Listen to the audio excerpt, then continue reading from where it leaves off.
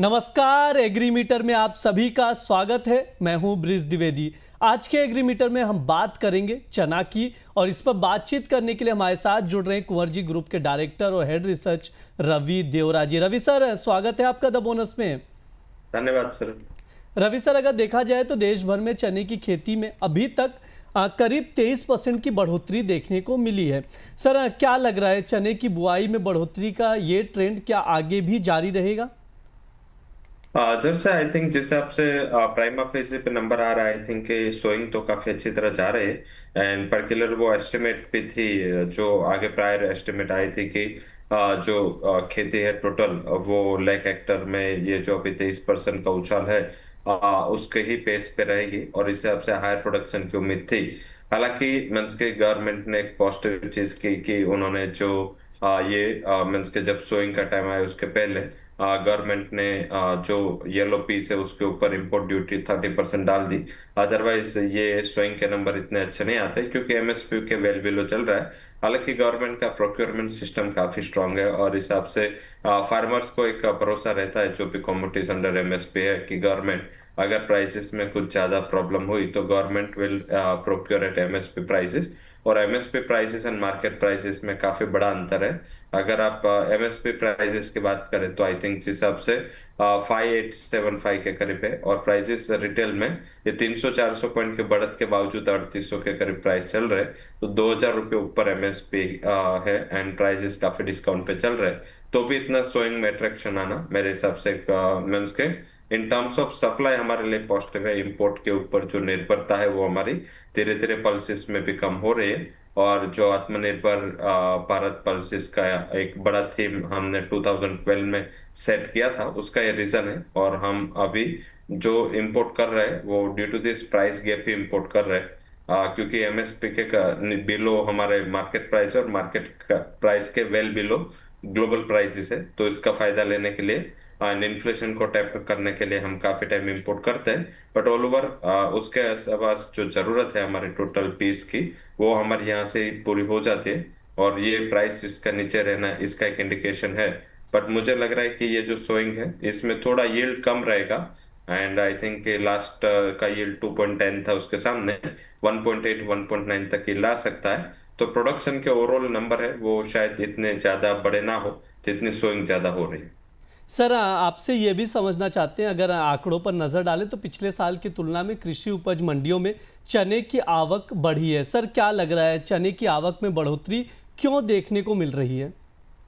हाँ, प्राइसेस बढ़े हैं। मीन्स के जो 3500 के करीब प्राइसेस चल रहे थे वो जब से हमने मीन्स के 30% इम्पोर्ट ड्यूटी येलो पीस पे डाली उसके बाद 300 से 400 पॉइंट की बड़ी रिकवरी प्राइसेस में आई है। और नई सीजन भी चालू हो गई है, आई थिंक सोइंग की सीजन चालू हुई है। और अभी मीन्स के स्टॉकीज एंड फार्मर्स के पास अगर स्टॉक है तो डेफिनेटली वो रिलीज करेंगे, क्योंकि ये जो मीन्स के हमने 31 अक्टूबर तक का टाइम दिया था। 31 अक्टूबर के बाद जो भी इंपोर्ट होगा येलो पीस का उसके ऊपर इंपोर्ट ड्यूटी हमने 30% डाल दी। तो इससे क्या होगा कि इससे फिजिकल मार्केट इंप्रूव होगा। जो हमने मीन्स के काफी बड़ी मात्रा में इंपोर्ट किया था येलो पीस का, इस टाइम नॉमिनल इंपोर्ट ही होगा 30% ड्यूटी पे करके। शायद ये वायबल ना हो। तो मेरे हिसाब से डोमेस्टिक मार्केट में काफी सप्लाई भी इंप्रूव करने के लिए लोग ने परचेस किया होगा, क्योंकि जिस हिसाब से फेस्टिविटी भी चल रही थी और फेस्टिविटी के टाइम पे ऑलवेज फार्मर को पुराना स्टॉक बेच के वो पैसा में कन्वर्ट करना होता है।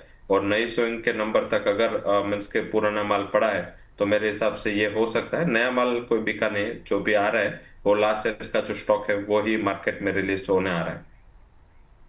जी बिल्कुल, जिस तरह से निकल कर आ रहा है। सर, अब थोड़ा फंडामेंटल्स भी समझ लेते हैं, इंपोर्ट और डिमांड सप्लाई को भी समझ लेते हैं।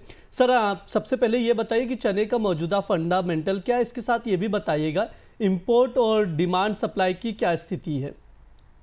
जब से मेरे हिसाब से इंपोर्ट तो आई थिंक ऑलवेज और ओवरऑल पल्सेस का देखा जाता है, क्योंकि येलो पीस है उसमें जो बेसिक प्रॉब्लम क्या होता है कि ये इसमें मीन जब उसका आटा बनता है तो उसमें मिक्स किया जाता है जब प्राइसेस काफी हद तक बढ़ जाते हैं।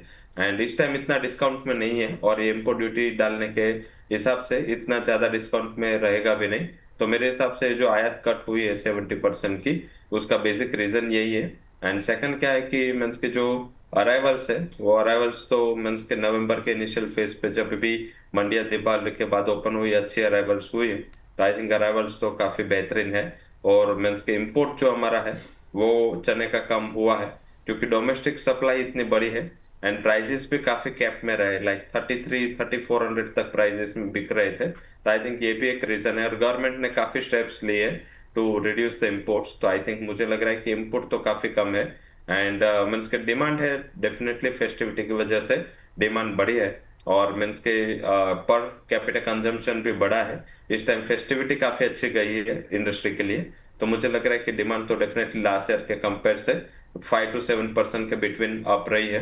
But all over situation wise दिख रहा है कि जिस हिसाब से एमएसपी है, गवर्नमेंट मीन्स अभी भी जो पीले मटर की आयात बंद हुई है, बट फिर भी मार्केट में जो अभी स्टॉक पड़ा है इस हिसाब से प्राइसेस में एक रेंज के ऊपर सस्टेन होना थोड़ा मुश्किल है। इस टाइम गवर्नमेंट का प्रोक्योरमेंट के ऊपर फोकस होगा, क्योंकि 2000 रुपए का डिफरेंस गवर्नमेंट को लॉस बेयर करना पड़ेगा प्रोक्योर करके। तो गवर्नमेंट कितना प्रोक्योर कर पाती है, साथ में पीले मटर की आयत मीन्स के लास्ट ईयर जो 2.92 लाख टन थी, वो मुझे लग रहा है वो भी कम होगी इस टाइम इससे भी मीन्स के ये जो अप्रैल से अगस्त है, तो अगस्त से दिसंबर में ये जो आयत है वो और कम होगी। और करीबन जो लास्ट, क्योंकि सबसे ज्यादा आयत हम करते हैं अक्टूबर नवंबर दिसंबर में, और वो कंबाइन इसमें मुझे लग रहा है कि 40-50% का फॉल और यहाँ से देखने को मिलेगा। तो ऑल ओवर जो फंडामेंटल की बात करें, तो इस साल का एकरेज एंड ओवरऑल प्रोडक्शन है, इसमें मुझे लग रहा है कि यील्ड कम होने की वजह से थोड़ा गिरावट होगा। 21 लाख टन से ज्यादा मुझे नहीं लग रहा है कि इस टाइम मीन्स के क्रॉप आना चाहिए जो रबी सीजन वाला। तो आई थिंक ये एक सिचुएशन है।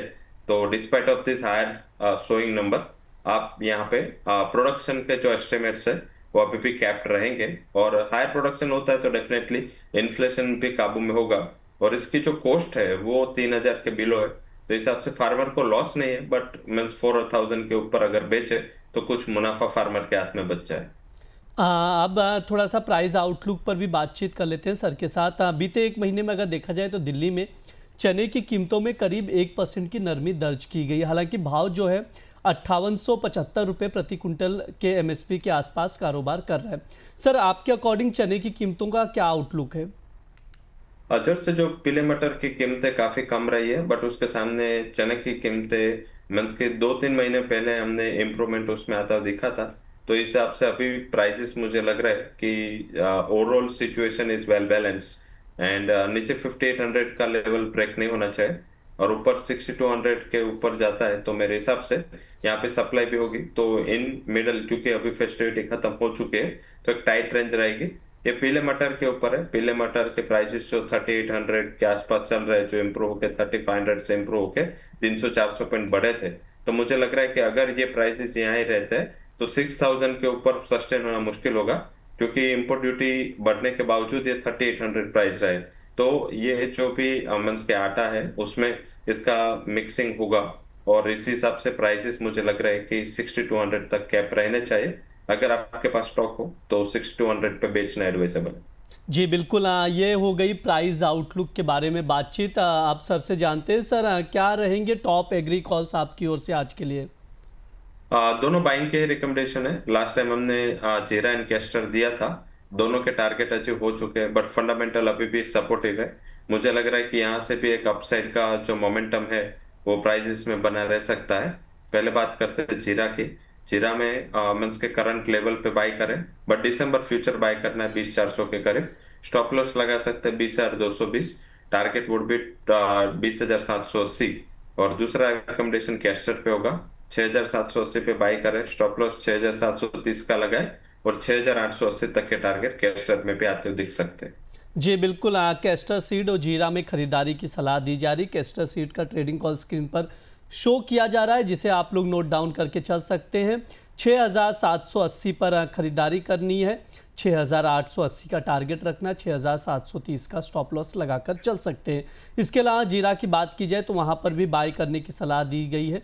20400 पर खरीदें, टारगेट जो रहेगा 20780 का रखना है, स्टॉप लॉस 20220 का लगाकर चल सकते हैं। यानी जीरा और कैस्टर सीड में आप पोजीशन बना सकते हैं। खरीदारी की सर की ओर से सलाह दी गई है। ओवरऑल हमने प्राइस आउटलुक को भी समझा है चने के, इसके अलावा कुछ ट्रेडिंग कॉल्स भी दिए गए हैं जिन पर आप लोग भी नज़र बनाकर चल सकते हैं। सर आपकी ओर से कोई डिस्क्लेमर?